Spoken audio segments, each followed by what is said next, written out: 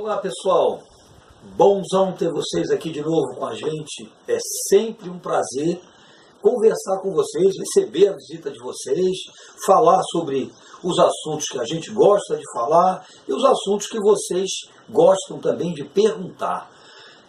Vou aproveitar essa visita agora para voltar a tratar de um tema que o pessoal tem pedido muito, o pessoal está curtindo muito, é filosofia.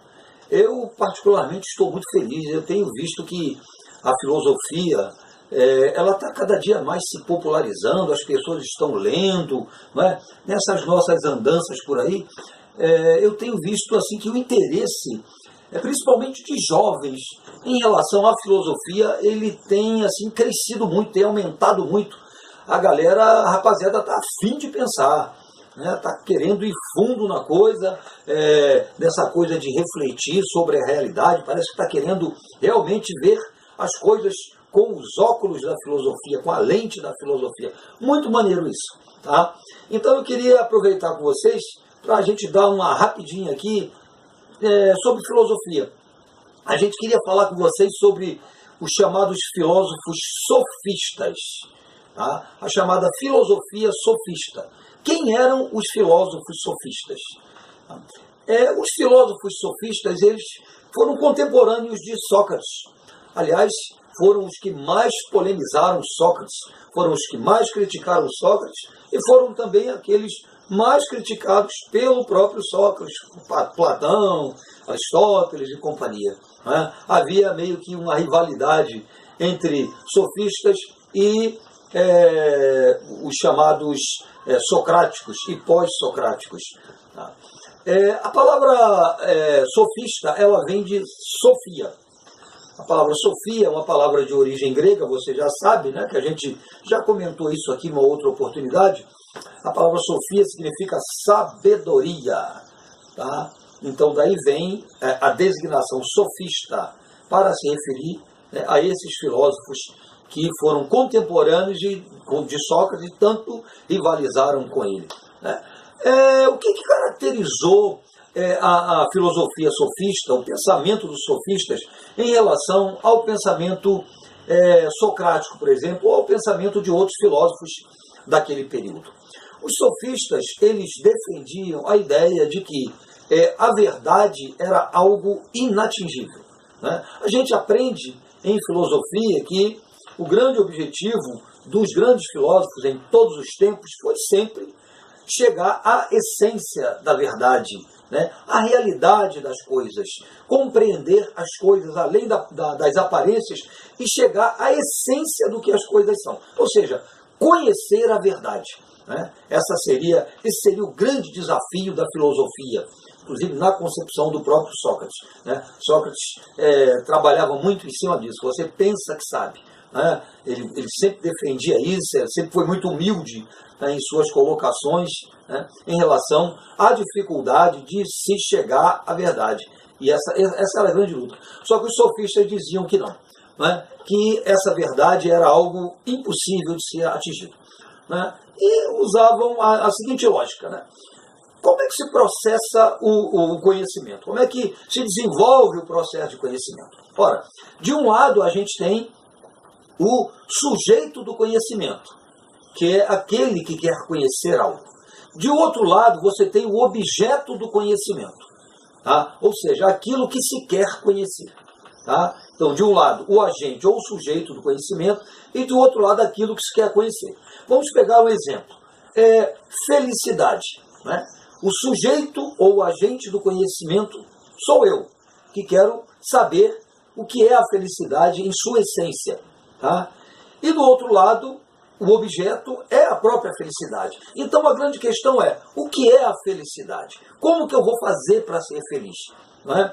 Então, o que os sofistas colocavam? Ora, essa relação sujeito ou agente do conhecimento e objeto do conhecimento é uma relação subjetiva, é uma relação pessoal. Eles colocavam que seria impossível você querer chegar à verdade ou à essência de alguma coisa simplesmente por causa de dois obstáculos.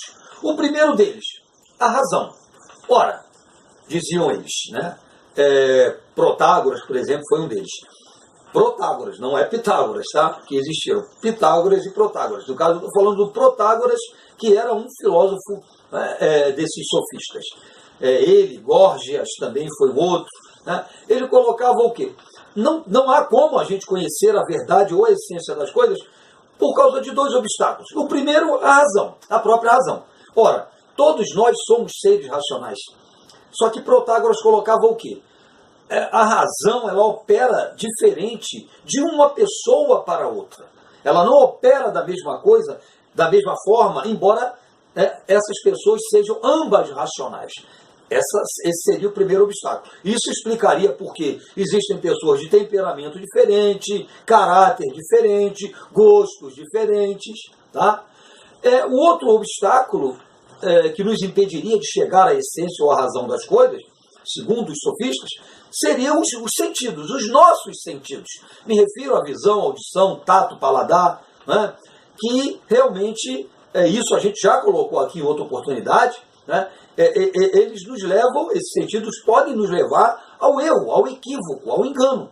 Ou seja, nem tudo aquilo que eu vejo é o que eu acredito estar vendo, nem tudo aquilo que eu ouço é aquilo que eu acredito estar ouvindo. Tá? Então, assim, a razão e os sentidos seriam o obstáculo para se chegar à verdade ou à essência das coisas como aspiravam, né, os filósofos clássicos. Então, os sofistas tinham uma frase até muito interessante, né, o Protágoras, que diz assim: o homem é a medida de todas as coisas. A frase é essa: o homem é a medida de todas as coisas. Olha, traduzindo isso aí, significa o quê? Quem define o que é belo, o que é feio, o que é justo, o que é injusto, né, é o próprio homem. É o próprio homem, né, nessa relação subjetiva que ele tem com o objeto do conhecimento. Tá? E outra coisa, né, esses conceitos, segundo os sofistas, eles estavam sujeitos à influência do tempo e do espaço. Ainda teria esse outro elemento, não é? Tempo e espaço. O que era tido como uma verdade numa época, depois deixou de ser uma verdade. O exemplo clássico utilizado aí é aquele, né, relacionado com a teoria geocêntrica, né, que foi defendida durante muito tempo e depois veio a cair por terra. Aquilo era uma verdade, depois o heliocentrismo foi que virou, né, a verdade. Tá? Então, essa seria a grande questão. Que servia de base, né, essas, aliás, né, serviam de base para essa impossibilidade de chegar ao conhecimento pleno, né, acerca das coisas, a verdade sobre as coisas, ao logos, né, ao logos. E, então os sofistas defendiam que não adiantava se ficar nessa luta. Você deveria, né, chegar a um conceito subjetivo seu do que seria essa verdade e ficar satisfeito com ele. É bem interessante a gente colocar aqui, para concluir, que os sofistas eles eram considerados muito sábios. Né? Segundo Sócrates, não, eles eram falsos filósofos, né? Porque negavam a possibilidade de se chegar à verdade. Né? Platão os acusou de praticar filodoxia, que seria o amor às opiniões. Mas a verdade é que esses caras eles eram muito respeitados na sua época. Tá? Inclusive eram muito procurados por políticos, né, que participavam das assembleias políticas na Grécia. Tá? Por quê? Porque esses políticos, e político depende de argumentação, não é? Sabiam que poderiam aprender muita coisa acerca de oratória, acerca de argumentação com os filósofos sofistas. E esses filósofos eles vendiam os seus ensinamentos caro. Né? Pode-se dizer que esses ganharam dinheiro com filosofia. Tá? Ganharam sim, porque eles eram assim os gurus, os mentores, né, desses políticos gregos que participavam dessas assembleias, né, para debater, discutir, apresentar suas ideias e ali essas ideias serem votadas. Tá? Então, isso é uma coisa que está muito relacionada com a filosofia sofista. A argumentação, né, o poder da argumentação para se vender ou convencer alguém, né, de uma determinada ideia. Tá? Daí, inclusive, veio a palavra sofisma. O que é um sofisma? Né? Um sofisma seria um conceito falso, né, que, dependendo da argumentação da pessoa, né, ele pode parecer um conceito verdadeiro, né, dependendo dos argumentos. Então, quando alguém está tentando convencer outra pessoa de algo que não é verdadeiro, mas ele está tentando usar a argumentação, né, estabelecer uma determinada lógica para convencer o seu interlocutor, a gente diz que ele está sofismando. Não é, gente? Então é isso aí. Tá? Eu espero que vocês tenham gostado dessa dica, né, filosófica acerca dos filósofos sofistas. Procura conhecer esse pessoal. Né? Eu citei aqui Gorgias, citei Protágoras, mas também tem Pirro, por exemplo, que também é considerado, né, um filósofo também ligado, né, dentro da linha dos sofistas. Eles pareciam ser um pouco céticos, né, em relação ao conhecimento da verdade. Ok? Então é isso, gente.